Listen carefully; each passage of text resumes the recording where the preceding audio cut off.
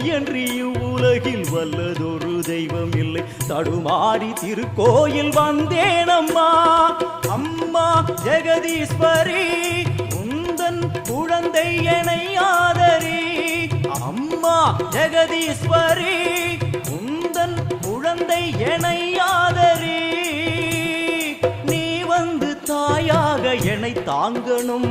உன் மடி மீது தலை வைத்து நான் ஏங்கணும். சலனங்கள் இல்லாமல் மனம் தூங்கணும். மனம் தூங்கணும். மனம் தூங்கணும். எங்களுக்கு குறையும் உண்டு, அதனை நான் அழுது சொல்லலாமா?